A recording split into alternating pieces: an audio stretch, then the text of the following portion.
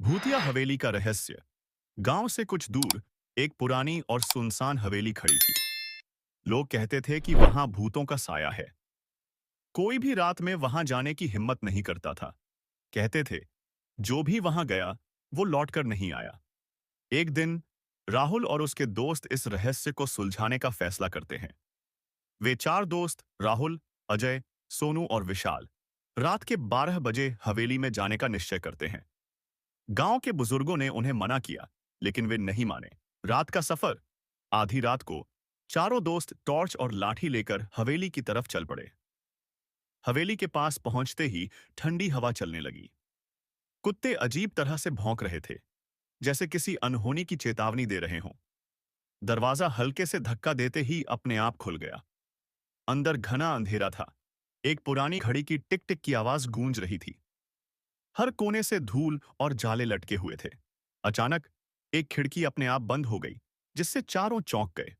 अजीब घटनाएं शुरू। वे हिम्मत करके अंदर गए। जैसे ही उन्होंने पहला कदम बढ़ाया, फर्श चरमराने लगा। सोनू ने कहा, शायद यह सिर्फ पुरानी हवेली की आवाजें हैं। लेकिन तभी एक कोने से किसी के रोने की आवाज आई। वे डरते डरते उस दिशा में बढ़े। सामने एक पुरानी तस्वीर टंगी थी, जिसमें एक औरत थी। अचानक तस्वीर से खून टपकने लगा। विशाल घबराकर पीछे हटा और सीढ़ियों से गिरते गिरते बचा। राहुल ने कहा, हमें यहां से निकलना चाहिए, लेकिन दरवाजा बंद हो चुका था। किसी ने जैसे बाहर से उसे जकड़ लिया था। तभी अजय ने देखा कि सामने की दीवार पर कुछ लिखा था, तुम यहां से जिंदा नहीं जा सकते। भूत से सामना। सभी की सांसें अटक गईं। तभी हवेली में पड़े एक पुराने झूले से किसी के बैठने की आवाज आई। टॉर्च की रोशनी घुमाई तो वहां एक काली परछाई हिल रही थी। उसकी आंखें जल रही थीं और वह धीरे धीरे उनकी ओर बढ़ रही थी। सोनू डर के मारे चिल्लाया और बेहोश हो गया। राहुल ने हनुमान चालीसा पढ़ना शुरू किया। तभी एक तेज हवा का झोंका आया और वह भूत अचानक गायब हो गया। रहस्य का खुलासा। दरवाजा अचानक अपने आप खुल गया।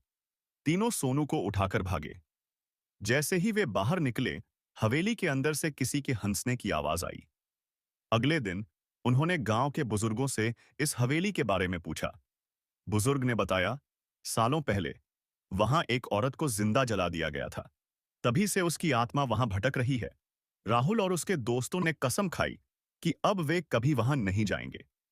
उस रात के बाद हवेली में जाने की किसी की हिम्मत नहीं हुई। हवेली आज भी वहीं खड़ी है, लेकिन जो एक बार अंदर जाता है वो फिर कभी वैसा नहीं रहता।